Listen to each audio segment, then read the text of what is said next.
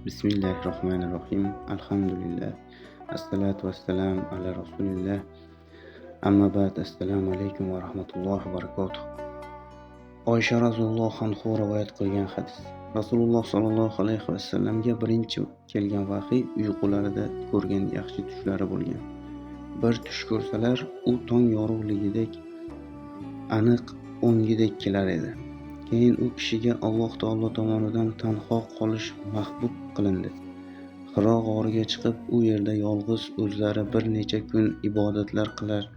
So'ngra oilasiga Hadijaning oldiga qaytib, u yerda biroz turib, keyin yetarli yeguliklarini olib, yana g'orga ravona bo'lar edilar. Ana shunday kunlarning birida Hiro g'orida turgan paytlarida Haq keldi, ya'ni Jabroil farishta kelib, u zotga o'qing dedi. U kishi men qori emasman, ya'ni o'qiy olmayman dedilar.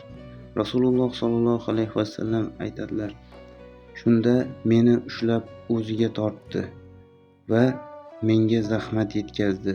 So'ng qo'yib yuborib dedi: o'qing. Men o'qiy olmayman dedim. So'ng yana meni ushlab ikkinchi bor qattiq siqdi. So'ng qo'yib yuborib dedi: o'qing. Men o'qiy olmayman dedim. Uchinchi bor meni ushlab siqqandan keyin dedi: ey Muhammad alayhissalom, siz o'zingizga nozil bo'ladigan Qur'onni barcha mavjudotni yaratgan zot bo'lmish Parvardigoringiz nomi bilan boshlab o'qing. U insonni lahda qondan yaratgan zotdir. O'qing. Sizning Parvardigoringiz insoniyatga qalamni, ya'ni yozishni, xatni o'rgatgan o'ta karamli zotdir. U zot insonga uning bilmagan narsalarini o'rgatdi. Alaq surasi 1-5 oyatlar. Keyin o'sha oyatlar bilan qalblarini titroq bosgan holatda Hadija banti Huvaylidning oldiga kirib, meni o'rab qo'yinglar dedilar. Darhol o'rab qo'yishdi. Qo'rquv ketib, o'zlariga kelgach, Hadijaga bo'lgan voqeani gapirib berar ekanlar. O'zimga bir narsa bo'lmasaydi deb qo'rqdim, dedilar. Shunda Hadija onamiz: qo'rqmang, Alloh sizni hargiz yordamsiz qo'ymaydi. Chunki siz qarindosh urug'qa silai rahm qilasiz, odamlarni og'irini yengil qilasiz, qo'lida yo'qlarga berasiz, mehmonlar kutasiz, falokatga uchraganlarga yordam berasiz dedi.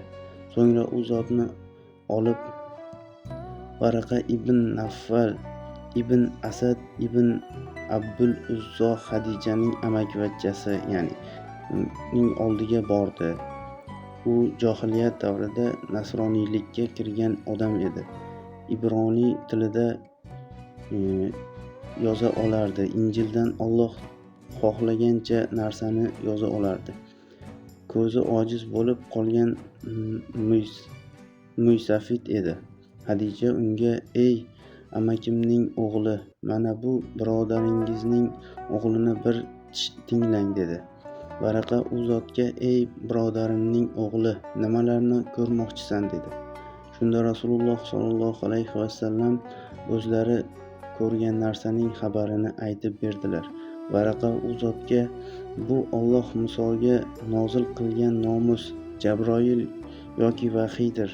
Ey qani edi o'shanda baquvvat yigit bo'lsam edi. Qani edi seni qavming haydab chiqaradigan paytda tirik bo'lsam edi dedi. Shunda Rasululloh sollallohu alayhi vasallam: meni ular haydab chiqaruvchilarmi dedilar. Ha, sen keltirgan narsa misolini avvalgi payg'ambarlardan kim keltirgan bo'lsa, albatta dushmanchilikka uchragan. O'sha kunga eson omon yetsam, senga qo'limdan kelgan yordamni berurman dedi. Jobir ibn al-Ansoriy roziyallohu anhu rivoyat qilgan hadis. U kishi vahiyning to'xtab qolgani haqida so'zlayotib shunday dedilar: men yurib ketayotgan edim. Birdan osmondan ovoz eshitib qoldim. Ko'zimni ko'tarib qarasam, Hiroda oldimga kelgan farishta osmon bilan yerning o'rtasida kursida o'tiribdi. Undan qo'rqib ketdim. Qaytib borib meni o'rab qo'yinglar dedim. Shunda Alloh taolo: ey liboslariga burkanib olgan zot, turing-da, insonlarni oxirat azobidan ogohlantiring. Yolg'iz Parvardigoringizni ulug'lang, liboslaringizni pok tuting, butlardan yiroq bo'ling. Mudassir surasi 1-5 oyatlar. Shundan keyin vahiy qizg'in ketma-ket kela boshladi.